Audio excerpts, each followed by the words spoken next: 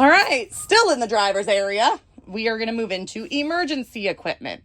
So in my last video, the last part that I did everything when I was seated, and then I demonstrated opening and closing my service door. Then I stood up facing this way. I did my service door, my steps, aisle, handrails.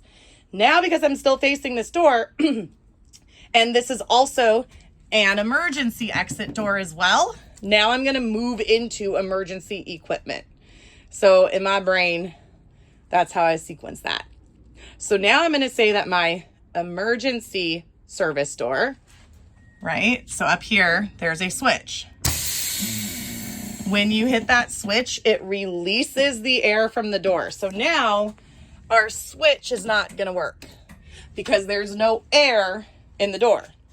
The reason we can release it like that is so we can push it open in case of an emergency. So if the switch isn't working or you're already, you're evacuating the bus, this is a much faster way.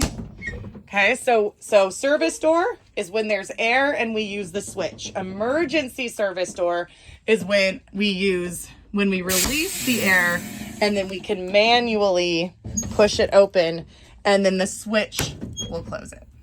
So I'm going to say that I'm going to check my emergency service door. I will use the switch. Now, stay on the top step because in the test, every time you go up and down these stairs, you have to have that 3-point contact. If you forget, even while demonstrating, you will fail. So I stay on the top step, and all you need to do is just push it enough that you show that it opens. That's it. You're just showing you can open it, and then you're going to use the switch to close it. So my emergency service door, I'm going to use the switch to release the air so I can open it. I will use the switch to close it. Emergency service door works properly. We do not need to mention that it's properly labeled, that the tester told me that. We do not need to mention the hinges, seals, windows again, or damage, because we just talked about that when we talked about the service door. So we're literally just showing them, the tester, the emergency part of this. So, and I will show this again when I do the sequence, but that's the emergency service door. And then boom, right here to my left, I have emergency equipment. Okay, so I'm going to, again, I'm not going to step down because I don't want to risk forgetting the 3-point contact. So I'm just kneeled.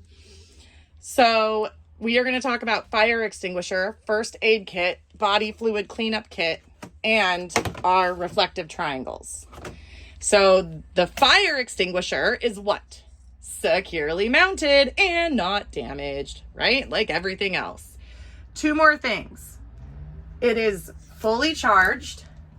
See, so the needle's in the green, it's fully charged, and it's not expired. Same with this one. Nope, that's the emergency. There should be a tag.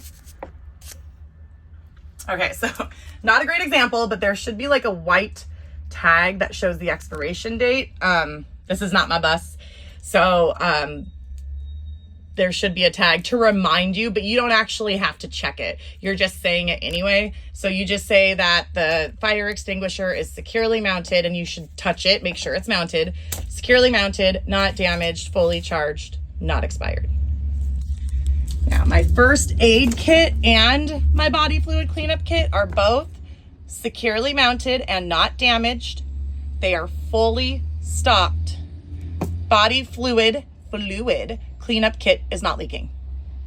So you can say them together, but you need to make sure you're checking both, that they are securely mounted, they're not damaged. We're not going to open it. We're just going to say it's fully stocked and that the fluid kit is not leaking. With the triangles, you are going to open them. And I just found out that when we talk about the triangles, we have to say red reflective triangles, which I think is hilarious because these are clearly, well, I guess they look reddish on here. They're actually like a bright neon orange. But according to the tester, she got audited, and we do have to say that they are red. So I guess think of the box color. I don't know.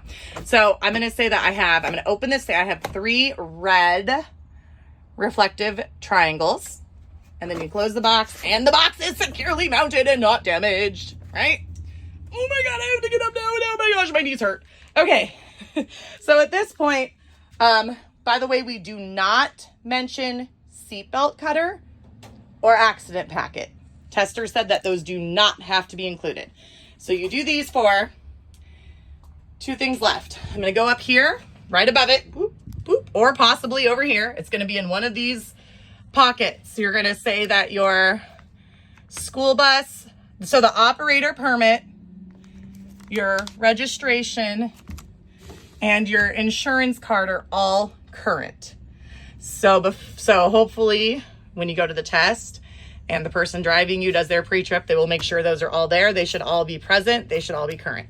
So I go from here, whoop, up here, operator's permit, says it right here. Registration and insurance are all present and not expired. Okay, not expired probably makes more sense. All right, and the very last thing in the driver's area, we can't see. So we have to talk about fuses. And there was kind of a little debate on this when I first did the pre-trip, because it said that we have 6 extra fuses, but we don't, because our buses are on circuit breakers. So if you were to pull this whole side compartment out, our circuit breaker is underneath this. So after I do these guys, I just kind of look over here to remind myself. And I say that this bus has fuses on a circuit breaker. There are no spare fuses. That's it. You have to say that we have fuses, that it's on a circuit breaker, so we don't have any spare fuses. All right. So I'm going to show that sequence from start to finish, starting with this emergency service door. So my emergency service door, I use the switch to release the air so I can manually open the door. I use the switch to close the doors. My emergency service door works properly. Fire extinguisher is securely mounted, not damaged, fully charged, not expired. My first aid kit and body fluid cleanup kits are both securely mounted, not damaged, fully stocked. Body fluid kit is not leaking. I have 3 red reflective triangles. My box, securely mounted and not damaged. I have my operator's permit, my insurance, and my registration are all here, and they are not expired. And I do have fuses on a circuit breaker. There are no spare fuses. And that completes the driver's area. Woo, driver's area completion dance.